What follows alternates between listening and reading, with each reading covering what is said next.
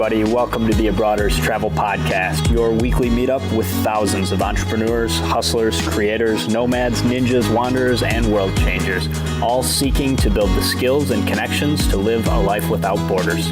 If you want to learn more about what we do or download our entire podcast archive, check out the website, abroaders.com.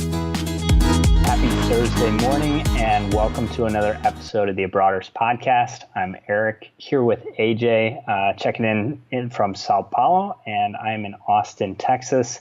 This is episode 210 for Thursday, March 15th, 2018. AJ, how's it going, man?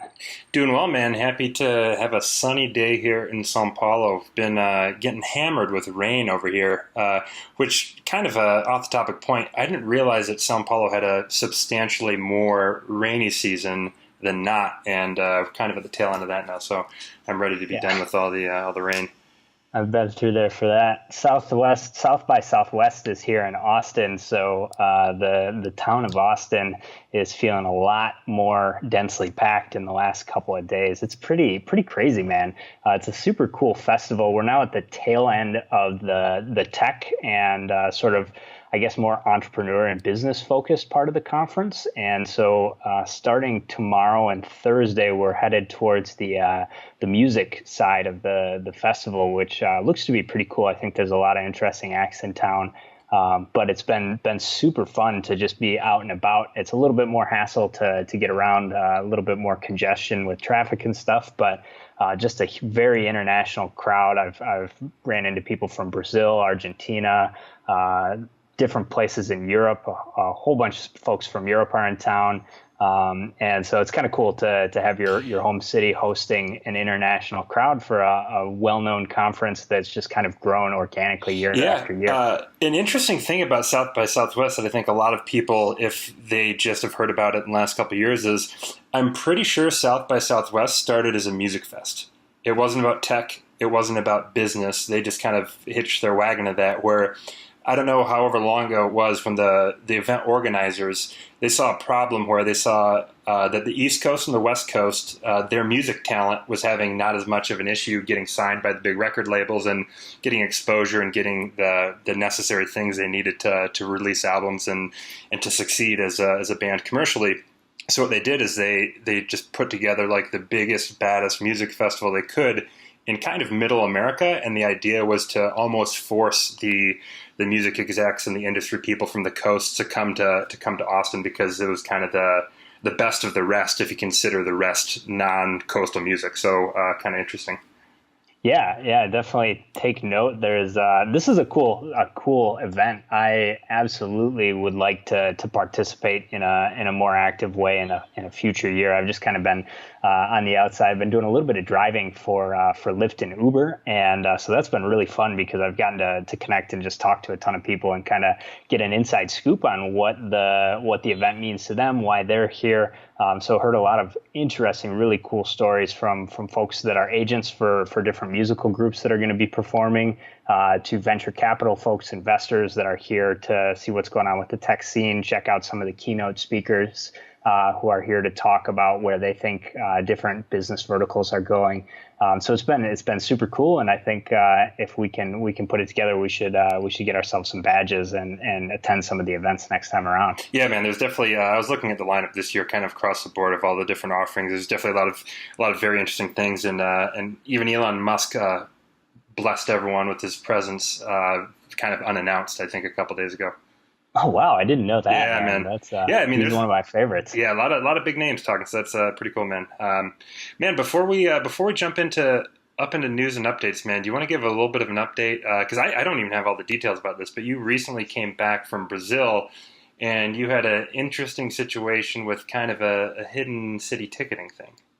Yeah, so I think I mentioned this on a previous show. We definitely talked more in detail about hidden city ticketing in the past. Basically, airlines will often charge a premium for direct routes. And so the idea behind hidden city ticketing is that if you want to say, let's say travel from Austin to New York on a direct flight, it could be much more expensive than if you're connecting in New York on the way to Boston. And so to buy a ticket from Austin to Boston, is way cheaper, even if you plan to get off in New York. And so the same thing applies in some senses to mileage tickets, where in certain circumstances, different award programs will price your ticket in terms of the number of miles required based on your final destination. So Singapore Airlines, which is a transfer partner of all the major transferable currencies, has a really, really attractive award chart for travel within South America. And I was in Brazil, spent about a week in Salvador with my wife, Gabi, and got to see a whole bunch of friends and family down there. And so for our trip back, I decided to double down on something that I did by myself last time and book a ticket using Singapore Miles that flies from, so my total itinerary was Salvador to Sao Paulo, and then Sao Paulo to Newark, New Jersey. And then from there, the hidden city part of my ticket was from Newark to El Salvador, connecting onward to Bogota. So as far as Singapore was concerned, my total ticket was from Salvador, Brazil to Bogota, Colombia, which are both in South America. So we were able to get the business class price for travel within South America. And it doesn't matter that you're stopping in the US.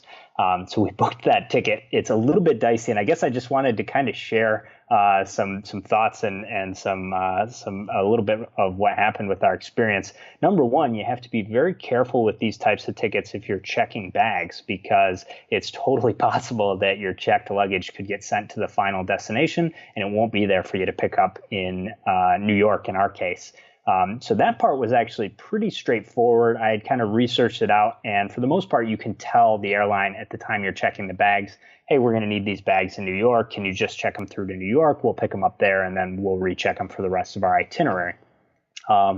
So that part wasn't a huge problem, but the part that was a huge problem is that I do not have a valid yellow fever certificate. And so when they went and checked through the list of things, I thought I covered all the bases. I looked into the checked bags. I looked into visa requirements. I know I don't need one for a short stay in Colombia, and I knew Gabriella didn't. But when they went through, they asked me for my international vaccination certificate. And apparently for Colombia, and this is why I didn't know, is that, we've traveled to Colombia probably 5 or 6 times from the U.S. And it's not required. And it makes sense because, Bogota specifically is at like 8,000 feet. So mosquitoes can barely stay airborne in Bogota because of the thin air. But because I was coming from Brazil, apparently yellow fever is a requirement to have that vaccination. I did not, and I don't know how I actually managed to get on that flight because the agent was like, I can't let you board. Like this basically it expired a year ago. And I kind of just managed to talk my way through. We barely made it out of the airport in Salvador. We were running to the gate to get there. So a lot of extra stress involved. And not only that, but we got all the way to Sao Paulo, and when we went to board our flight to Newark in Sao Paulo, Gabriella's ticket got, like when you pass it over the scanner and they have like the little green light that shows up that's like, okay, good to board. Well, hers got flagged and they couldn't figure out why. And so the whole time I'm just going, oh God, what did we miss? And then they're saying, okay, what's your final destination? And I'm thinking, okay, do we say we're going to Bogota? Or we say we're going to New York? So I think in retrospect, it's probably not something that I'll try again. I really wanted to, just confirm that it was still working and see if that hack was still there. But overall, added a fair bit of stress to the flying experience.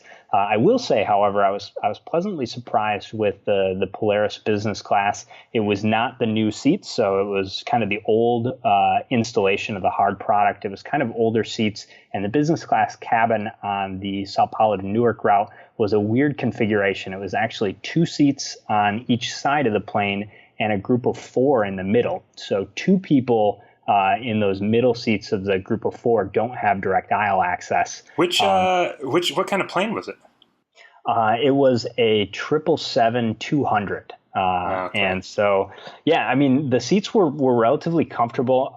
The one thing I really did like is that the business class row that we were in was facing the back of the plane, which was a new experience for me. I've never been in a seat that's flipped around like that. Man, that's like the old school station wagons with the little bench in the back that faced backwards. Yeah. So that part was a little interesting, but the crew was great. Like once we got through all the stress and hassle of like making sure that we were actually going to be able to board, the flight was pretty nice. It was about a 10.5 hour flight in business class. Super cheap. It was 20,000 miles each, which is cheaper than a one-way economy flight to the U.S. So a big savings there, but definitely an extra price to pay in terms of level of stress. And, this was a trip where if we didn't make it right away, things were going to be okay. We could, rebook and get sorted in another way, but not something you want to do when you're headed to your friend's wedding or something like that. You got to be ready to be flexible and definitely want to show up at the airport a bit early in case you have to sort out any details with a ticket like that. And best case scenario, you probably want to be traveling alone unless your travel companion is super cool with dealing with some of the bumps along the way. And ideally, just traveling with carry-on bags so you don't have to sort out rerouting your checked luggage to the stopover destination in the U.S. Yeah, so I guess the long story short is an incredible opportunity, but like almost everything in life, nothing is free. There's a potential price you may pay in stress, but either way, man, that's like when you do the math, like it's a pretty incredible redemption, and it's a nice little. I don't know if we could. Yeah, let's go ahead and call it a nice sweet spot you found in their program to get to and from. Well, and I would also say, by the way, just as another thing, it would be awesome if I were actually going to Colombia. I would still take that route. Like maybe there's a direct flight from Sao Paulo, and that saves you a lot of time. But if you can find connections that aren't super long, and you want to try a couple business class products, I was a little bit bummed that I wasn't actually going to be able to take that flight from Newark to Bogota on Avianca, because I've heard great things about their business class product and have never actually tried it out personally. So, if you're not in a super big hurry and you want to try out a couple of products, that routing can be a more legitimate one if you just are okay with taking the long way to another destination within South America. Often the direct flights within South America are not going to have an international configured business class. So you're going to be looking at more, sort of recliner style seats. And so by routing the long way and stopping somewhere in the US, now New York was kind of an out of the way destination. There wasn't any business class availability to Houston, but a much more direct way to do that would be just Sao Paulo, Houston to Bogota. That's not quite so far out of the way and could be well worth it in order to get a better business class product on flights that are nicer. Yeah, man, that makes sense. What do you say we hop into the news and updates? Yeah, so first up, we've got some interesting news from the Flying Blue program, which is Air France and KLM's frequent flyer program. Most notably, this program is one that is, just like Singapore, a partner of all four transferable currencies. So it's very easy to come by Flying Blue miles. One of the biggest sweet spots is that they charge only 25,000 miles each way in economy to Europe, which is one of the lowest rates. The only other competitors are like the distance-based chart with British Airways if you're flying from the East Coast, and maybe Virgin Atlantic, which has very high taxes and fees. So Flying Blue can be a great way to get across the pond in economy. It's also got pretty reasonable business class prices at 62.5 up until now. And so what they are announcing is that they are working their way towards a revenue-based model, which is sort of what Southwest and JetBlue do, where the price of the ticket is based on the amount of money that it costs to buy the ticket. Now, that's really bad news for points collectors, just in terms of reducing your opportunity for arbitrage, where a ticket's really expensive to buy, but it's that flat rate price in terms of miles. And so they haven't gone all the way to a revenue-based system, and it doesn't look like they're going to do that anytime soon.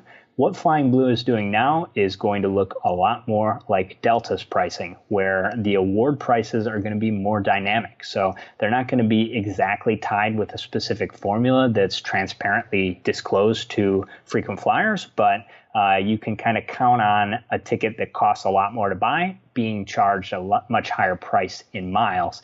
And what they've done to sort of introduce some transparency here is they've released a Flying Blue miles calculator, which is just basically going to tell you the cheapest price that you could pay if it's at the saver level. And so it looks like the good news here for this is that a few of the award prices have gone down, at least as far as if you manage to snag a seat at the lowest level.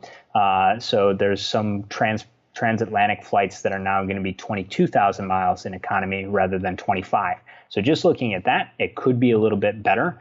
There's also a potential reduction in some of the business class prices for some destinations.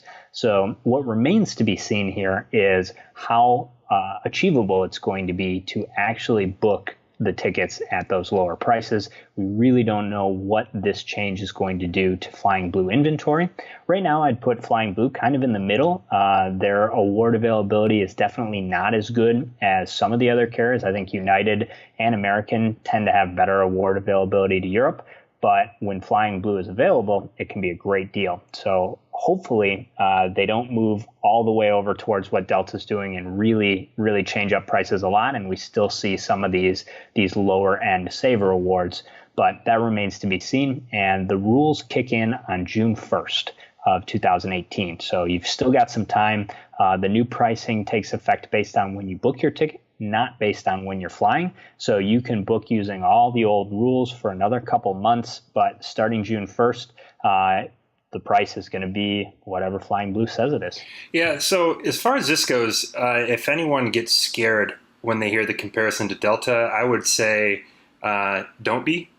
For a couple main reasons. The only reason that I would say that you should be worried with the Flying Blue program is if the prices just completely skyrocket and become unreasonable. Because the thing you mentioned earlier is why I love Air France is the transfer partners with the points. So you like with Delta, yeah, you can move some Amex points there, but with Air France, Amex, SPG, Citi, and Chase. So it still has a nice, because they accept all the transferable points, there's still a nice layer of opportunity on top of that if you've got a diversified portfolio where with other revenue-based, less interesting programs, for example, let's say like Southwest and Delta, that there's really no award chart, you've got kind of one way to get some points there. But because you've got 4 different ways to get points into Air France, it's still, nice to have those options.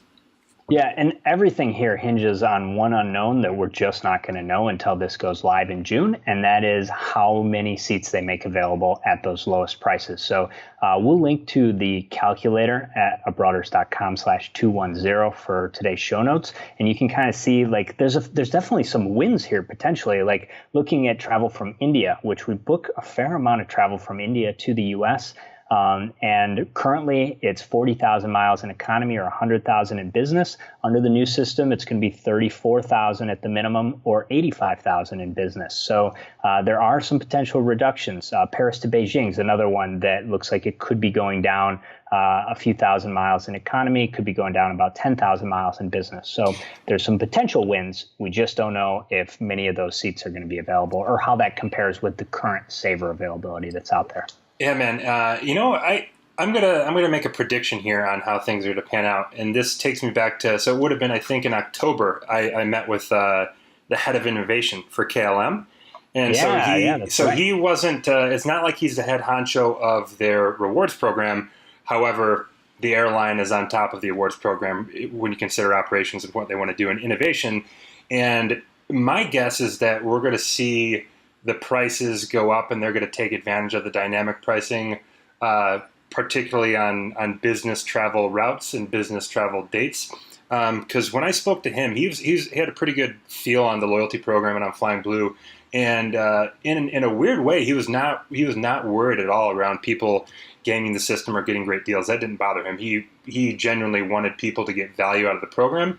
The one thing that he did mention that they want to protect against and do a better job of is not having business travelers and the people that will pay not pay because they give a deal. Where I think it was a pretty healthy, smart business mindset. But so my prediction is the business routes and the business dates are going to be much more expensive for awards.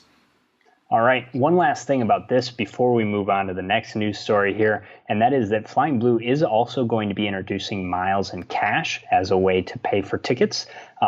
So instead of having, where you're required to have the total number of miles that your ticket is going to cost, it looks like you may be able to pay cash in lieu of about 25% of the mileage requirement. So if you've got 75% of the miles you need, you may be able to pay a little bit more cash, which is something that British Airways does. So that's something that, depending on the rates at which, the number of miles you save and how much you're going to have to pay as a cash copay, that could be a big win as well. But again, we're going to have to wait and see how the pricing comes out. That change also takes effect on June 1st. All right, man. Well, moving on, staying with the SkyTeam, there was a Delta flash sale. I don't want to get anyone's hopes up. It is already over, but I just wanted to make bring a couple things to you guys' attention. So Delta had a flash sale, and they do these flash sales, and it's like, I don't know, like a 48-hour window sometimes to book flights. And they were offering flights between the U.S. and South America to pretty much the main cities in South America: Buenos Aires, Sao Paulo, Rio, Santiago, some of the major destinations. And these flights were just 36,000 miles. So PSA number one is definitely try to stay in tune on these Delta opportunities, because Delta can be a little bit more difficult to get good deals on. So if you're ever presented an opportunity like this, like, there is not a better time to use your Delta SkyMiles than if you have travel plans that happen to collide with one of their promos. And another thing I wanted to mention is, for anyone that is not aware, due to the nature of the weekly news cycle, we can't always let you guys know on these opportunities because the podcast is weekly. However, for folks that are subscribers to the Abroaders community, we will email you this stuff. We're not going to get every single promotion ever, because sometimes you just miss them, but this is an example of something that folks in the community did get a heads up on. And for anyone that's interested, you can just go to abroaders.com/community or check out the show notes, abroaders.com/210. And as far as the pricing goes, you can pay just $9 a month or $90 a year. So there's PSA number two. All right. Next up, we've got a award sale that is still live and well, and you've got a couple more days to book this one. So the deadline is going to be March 18th. So you got, I guess, through the weekend to take advantage. This is an Iberia Avios award sale, up to 25% off on award prices. This includes both business and economy. You can book one way or round trip. And the travel window is going to be from October 1st to December 15th. Now, that's a little bit off season for travel to Europe, but it can be a really great time to visit some of the more popular destinations in Europe. I know, you and I spent close to 6 months in Barcelona, and we went from like March, April, and May, where, you could ride a bike down La Rambla and not have to worry about it, to June and July, where you literally couldn't walk without putting your hands over your pockets and just trying not to run into people. Yeah, I think that's a really good point, man. Unless you're going to a weather destination. So like, you could argue Barcelona is a beach destination, but I would say the city, the urban atmosphere has more to offer than the beach, oddly enough. But if you're going to, Central Europe, it's not like you're going to hang out at the beaches in Prague, because they don't exist. So definitely, if you're looking for that cultural experience, shorter museum lines, easier to get a table if you're a foodie and there's a restaurant that's supposed to be great and is difficult to get a table at. And also the hotel prices are going to be much, much lower. Yeah, lots of upsides to travel in off season. So what this is going to look like for the discount, again, October 1st to December 15th. So towards the beginning of that, you're going to get some nice weather, especially in destinations in Southern Europe. Just an example here, JFK to Madrid is going to be 25,500 Avios plus $90 for a one-way in business class. So just double that for a round trip, 51,000. Same applies here if you're looking at, like, say, JFK to Madrid. That was the same destination, my bad. And we've got also economy prices are going to be $12,750, about the same taxes, so about $80 for a one-way in economy, and again, just double that for a round trip. So pretty good deal in terms of miles. It doesn't get much cheaper than that. And Iberia, unlike British Airways, which we're going to touch on a little bit later in the show, has quite a bit more reasonable taxes and fees.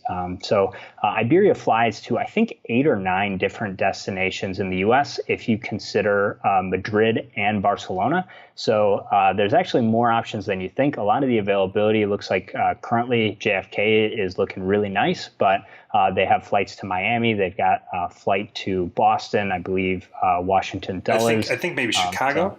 Yep, Chicago as well. So there's some options. Another thing too is, like, the way I would view this, or really award travel to Europe, is if you can find a good deal with points and miles, taxes and fees to Europe, you've got a good deal wherever you want to go. Even if Madrid's not your final destination, there's such fierce competition with discount carriers where, let's say hypothetically, you want to check out Prague, but you've found this great award to Madrid, but you can't get to Prague. Well, you buy a flight for like $45, you know? Yeah. The lowest cost carriers make things super easy there. And if you want to give me just a second, I'm pulling up. I'm just super curious to see what the other destinations in the U.S. because I know I was looking at this actually on one of my flights back, and there were way more than I thought that were available on Iberia. I know they've got three different flights from Barcelona. So they've got JFK, Oakland, so the San Francisco Bay Area, and Miami are routes out of Barcelona. And then you've got JFK, Boston, Chicago, San Juan, Puerto Rico, and a couple of other duplicates. So we've got multiple flights to Miami. Man, I don't know if this is accurate, but I'm showing New Orleans. New Orleans? I didn't see that one. What's the? I was just typing in MSY. So I was just on the promotion page, and I typed in new to see see if I could see New York, and it's showing New Orleans, New York, and then Newcastle in the UK. Interesting. All right, so check this out. Again, the deadline to book those tickets is going to be the 18th of March, so you just got a couple of days to pull the trigger there. But if you have plans for Europe in the fall, that is a really good deal. And then moving on, I want to touch on something that I actually spoke about last week, but I left something out that I think could be of value to our listeners. So we talk with a lot of you are our clients. And one thing that I've picked up is that a lot of people do the points and miles game with their spouse, with their boyfriends, girlfriends, with their friends.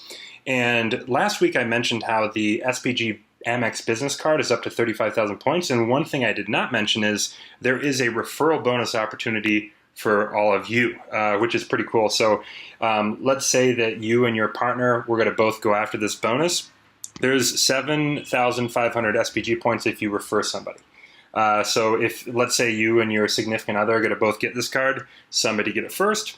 Once you get it, then have them sign up through referral link, and you're going to get an extra 7,500 SPG points, which is that's a significant amount of points. You can get up to 55,000. So if you're in some sort of entrepreneurial circle and you're the points and miles person that everyone looks to, like, decent opportunity for you to get rewarded for showing someone else the light. Awesome. Staying with card opportunities, we've got a resurgence of a bonus offer that we haven't seen in a little while. Citi has been sort of conservative, I think, with the Thank You Premier card. They matched the Chase Sapphire Preferred card bonus at 50,000 for a little while, and then just dropped right back off the map and started offering 0 points for signing up for the card. Well, the good news is that the Citi bonus of 50,000 points is back. It's a $4,000 spending requirement. And the other good piece of news here is that the annual fee is waived for the first year. My experience with Citi has been really good as far as negotiating those annual fees. So I think it's pretty safe to say that you should be able to negotiate that fee if you want to keep the card after the first year. But this is a chance to grab that sign-up bonus without paying a $95 fee. The bonus categories for this card are kind of interesting. 3X on travel and gas. So for a lower fee card, it competes with the Chase Sapphire Reserve on the travel category. And then 3X on gas for folks that have a lot of commuting or folks that are doing rideshare stuff. That can be a really big value. 2X on dining and entertainment. Entertainment is kind of a broad category. It covers like a lot of concert tickets and venues and stuff like that. So some folks will see benefit from that. And then 1X everywhere else. The only major restriction here is that Citi will not give you a sign-up bonus if you've opened or closed another card that earns Citi Thank You points. So that's going to include the Citi Prestige and the Thank You Preferred card. Those are all, I guess, immediate family members of the Thank You Premier card.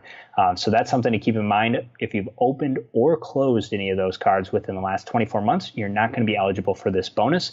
And a good thing to keep in mind there is that if you're thinking about closing one of those cards, you want to open this card first and then close the other card.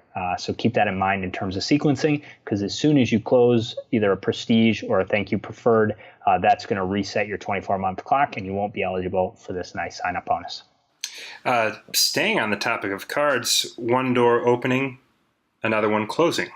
So today is the last chance for anyone that is interested in the 50,000, the 50,000 point offer with the United Explorer card. So as of today, the day this episode is airing, March 15th, if you want to take advantage of this, this is your last shot. The deal is 50,000 miles after $3,000 spend. And that $95 annual fee is waived the first year, so that's nice. So if that's anything you're interested in, as of the day this episode aired, March 15th, this is your last chance to get those 50,000 United miles.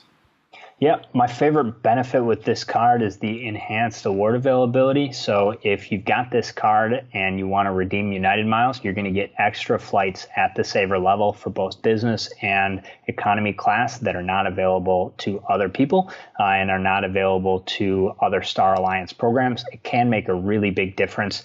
So this is a great card to have in your wallet, even if you don't use it a lot for everyday spending. The United card also gives you free checked bags, but it's one of the only ones that you need to actually use the card to pay for the ticket. So that's a final thing to keep in mind. I think this is a really good value. The cards typically hovered around 30,000 or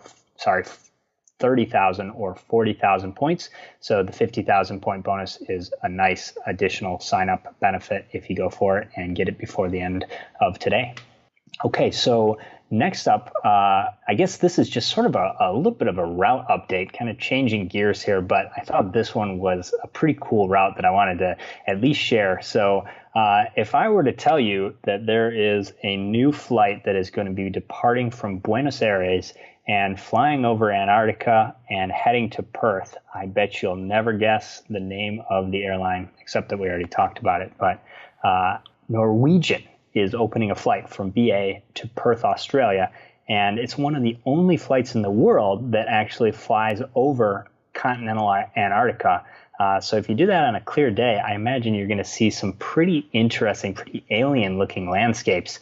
And this is not only a kind of a unique and cool route to check out, but also a route that is very difficult, like to go from South America to Australia. There's a Santiago to Sydney route.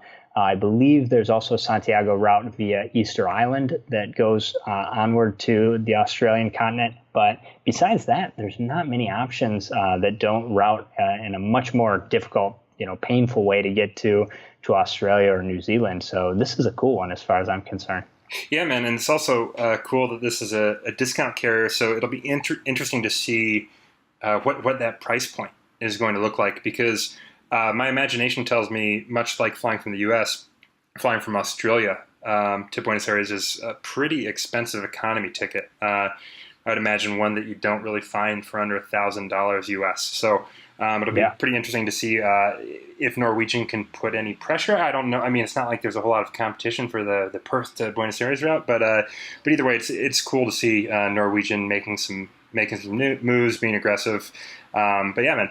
I guess, one other thing, too, to just keep in mind with this is Perth is also a gateway to Southeast Asia because it's in northwest Australia. And so it's much closer to destinations like Bali, Singapore, even Hong Kong. And so if you're trying to get from South America to Southeast Asia, that's a very long travel day, especially all the way down in Buenos Aires. You're going to have to take a 12, 13, 14-hour flight up to a connection point somewhere in North America, and then take a 14, 15-hour flight that's almost definitely going to connect to get to Southeast Asia. So this is a big shortcut if that's your final destination, especially a place in Southeast Asia like Bali or Singapore. This will shave a big amount of travel time off. Sticking on traveling and all of that, I read an interesting article on the Points Guy that will bring me to my third public service announcement of the day. And the title is How I Saved Huge Miles Booking a Delta Flight with Partners. And this is something that I think a lot of our listeners would be aware about and already execute this strategy, and they understand this, but I'm guessing there's a decent amount of you that may not. And the moral of the story here is often the same flight, let's say a Delta flight from, Atlanta to Rio, that same flight can often be a bunch of different prices in miles. And if you've got a diversified portfolio, there's opportunities to often save pretty big, especially with Delta considering some of their partners. So the moral of the story here is you see there's a Delta flight from your home airport to somewhere you want to go. Let's say a direct flight's important to you, and that's kind of your only option. You've got some Sky Miles or some transferable points. Your intuition probably tells you, okay, well, I'll go check on Delta's website and see what things look like. But do remember that you can hop on over to Air France's website and you can see what things look like there. And if you've got some transferable points, and that was, I believe, this example is the difference was getting between Brazil and the U.S. ended up being, I think, 25,000 miles, whereas with Delta, that's routinely 37.5, 40, 54, 60. So just do keep in mind that all because you're on the same flight doesn't mean that the amount of miles and taxes and everything's not going to be the same. So there's the PSA. Yeah. Yeah, and I mean, I think the even further point, and this kind of goes back to what I was talking about earlier with the hidden city ticketing, but without the high stress and high risk. If you look at Rio de Janeiro to Atlanta, which is one of the options, it's a direct flight. Delta is charging, in this article's example, 100,000 points in economy for that one-way nonstop, 100,000 miles. And you know how short that flight from Sao Paulo to Rio is. It's less than an hour. It's like a 6-hour bus ride. Yeah, man, it's up and down. It's a super fast flight, and it drops the price down to the lowest saver level with Delta. If you just position to Sao Paulo first, you can fly Sao Paulo, Rio to Atlanta for 30,000 in economy. So that's the game that the frequent flyer programs are playing. And to your point, the point of this article is that you don't even have to do either of those because Flying Blue is giving you the good price from Rio to Atlanta direct. One more thing to that, a very similar situation when we were spending time in Barcelona and our business partner Jake came to visit us from Minneapolis. Delta Hub, a lot of availability out of there. So he had both Sky Miles and Chase points. And Jake's a little bit more green than you and I are, because we've been in the space a while, and a lot of his function within our company is less about points and miles and more about other things. And so kind of that was his thing. He's like, shit, looks like Delta's really expensive. And we kind of showed him the light and like, well, man, you got these Chase points and Air France, decent program. Let's take a look. And ended up, I think it was the same idea. He spent maybe half the amount of miles that he needed to because it was on the same damn flight. It was on a Delta operated flight. Yep. The other thing to check out in this article is they talk a little bit about Virgin Atlantic and their partnership with Delta. I know this has come up for me a lot in the booking service, where we've been booking a lot of flights with Virgin Atlantic. Their taxes and fees are typically a lot higher, but this example is a really good one where Virgin Atlantic has much cheaper prices for flights operated by Delta, especially with South America being the location. There's a lot lower taxes and fees than there are if you use Virgin Atlantic to fly back and forth between Europe and the US, which is where they're based in London. So another example where a partner airline's access to Delta's availability can get you the ticket for a lot lower number of points. So definitely, if you're interested in these kinds of opportunities, check out the article we've got linked here. I think it does a nice job of explaining what you should be looking for and how you can use that to save. All right, so last major news item for today, kind of in the same vein. I guess I just wanted to share a few things about British Airways. Now, what we were just talking about is a little bit more on the side of saving the number of miles or points required to book a ticket. But I wanted to just kind of bring everybody's attention back to the British Airways program. And this even comes into the Iberia award sale that we were talking about a little bit earlier, where the same concept applies with avoiding taxes and fees by picking the right airline that's operating your flight. And so I just wanted to touch base with that because we get a lot of questions about this type of thing. So British Airways is really well known for charging very high taxes and fees on their flights between the US and Europe. And so this kind of came up for us a couple of times recently, where we were able to book travel using American Miles, which is a partner with British Airways. And so in this particular case that I'm thinking about, the client was really focused on getting a one-stop maximum, ideally a direct flight from a hub in the US to London. And what we ended up finding, the only business class availability was with a flight that was over the Atlantic operated by British Airways. I believe the routing was London to Toronto and then onward to the U.S. destination. I can't remember exactly which U.S. Destination it was, but that over-the-sea flight that connected in Toronto added about $500 to the out-of-pocket cost. And this was a ticket for 3 business class seats. And so the customer's total out-of-pocket was about $1,500, even a little bit higher for the 3 tickets and a whole bunch of miles on top of that. And so what I wanted to bring to your attention here is that with American Airlines, you can change the routing and you can change the airline that's operating your flight as long as the origin and the destination stay the same. So let's just say, for example, if this was London to Toronto and then onward to Los Angeles, as long as the first place that you start is London and the last place is Los Angeles, you can take any flight across the Atlantic. So it could be London to JFK, London to Miami, whatever that flight is. If something opens up on American Airlines and you're able to book that later on, what you end up with is a situation where you book a safety flight. If you're okay with paying that $500 per passenger in taxes, in the worst case scenario, you can confirm that ticket with American Airlines miles. You're paying those high fuel surcharges to fly on British Airways, but up until the day of departure, you can monitor those seats. And if any flight that still gets you from London to LA opens up that's available operated by American Airlines, you're going to get a refund of $500 or close to it. Maybe your total taxes come out to $70 or $80 or even $100 using American flights. You're going to get a major refund, especially for multiple travelers, by making that change and just switching the airline that's operating your flight. And there's no change fees with American's frequent flyer program for making that swap, as long as you keep the origin and the destination consistent. The routing, the stopover airport can change. And so that is a really good tip. And I just wanted to make sure we brought that up because we get questions about that a lot. And we also use the strategy quite frequently where we just monitor those flights for booking clients and see if we can save them some money closer to departure. Now, a quick tip for monitoring that availability, you can set alerts using Expert Flyer. That is a paid service. It's about $10 a month. So say you're 6 months out for $60. If you've got multiple passengers, you could be getting an opportunity to save, $1,000 or $1,500 in taxes. So that can be a really good value. And the benefit with Expert Flyer is that they will email you immediately if one of those flights that you're watching opens up. Now, the cheaper way to do it is to just check American Airlines website a couple times. American has a ton of routes back and forth between Europe, so you got to do a little bit of research to see which city pairs you should be checking. But, just if you go to AmericanAirlines.com and search from, say, London to different points in the U.S., you may stumble across some business class seats that open up closer to departure. And that's a way to sort of monitor manually without having to pay that $10 a month fee for the Expert Flyer service.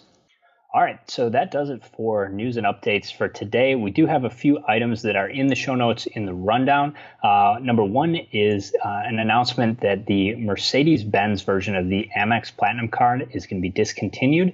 And so that's a card where you can still get a 60,000 point sign-up bonus, even if you've had a different version of the Amex Platinum card. Amex Platinum is one sign-up bonus per lifetime, but the Mercedes-Benz version is a different card product. And now that they've announced that this is going to be discontinued, it might be a good time to jump on getting that version of the card and grab a sign-up bonus.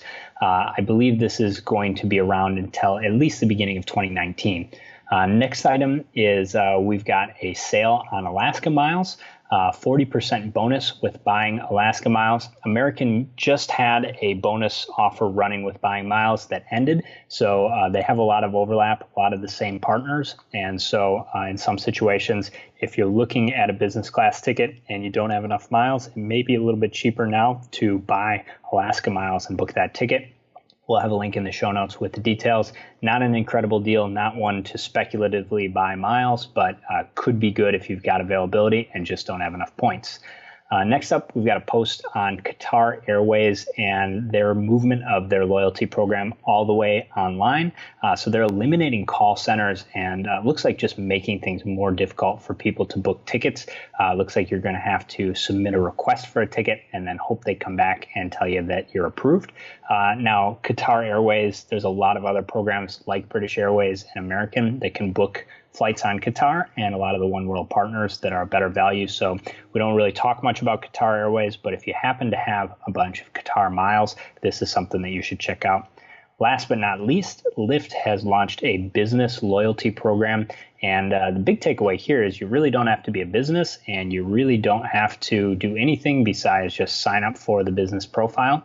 And basically, it amounts to a $5 credit for every $50 that you spend on Lyft. So if you take a lot of rides and Lyft is convenient and available in your city, this is worth signing up for. Pretty easy, no real downside besides just setting up your account so that you can take advantage of that $5 credit. And I believe that is it for the rundown, except for one additional announcement. We got an update for the Nomad bundle. Yeah, so I mentioned the Nomad bundle. It would have been a couple weeks ago. So this is actually, unless anything really weird happens, this should be live. We'll have a link in the show notes. You can find it at nomadbundle.com. And to give you guys an idea about what is included in this, who it may be for, and the price. So as far as who it's for, honestly, this will be for anyone that would identify as a digital nomad or somebody that is going to be potentially doing some work remotely. So a quick rundown of what is included in the bundle, and then I'll give you the price. The Manal carry-on bag, I spoke about that. We know the founders, really good guys. Eric, George, you guys have one of the older versions in the Manal bag. Roost laptop stand, which actually George, our CTO, used as well. Our buddy at Dowsa, his Mimic Method 10-language pack. So really, if you want to learn French, Chinese, Portuguese, Italian, a bunch of languages, pretty dominant way to do it. And then a handful of other things. And so all this included, I think the price point is going to be just shy of $500. So if anyone wants to go wild on kind of their travel digital nomad starter pack, this is a pretty good deal. So give it at least give it a look. And if you got any questions or feedback, whatever, just reach out to us at support@abroaders.com. All right. Good to talk to you again. It's great to be back on the show, man. Yeah, man. Welcome back, man. Hey, Broaders, don't be shy. Hop over to the website and join our email list for exclusive travel hacking content. If you like what we're up to, the best way you can support the show is by leaving us a 5-star review on iTunes. Lastly, we would love to hear from you, so send your show feedback to Eric or AJ at abroaders.com. We will see you next week.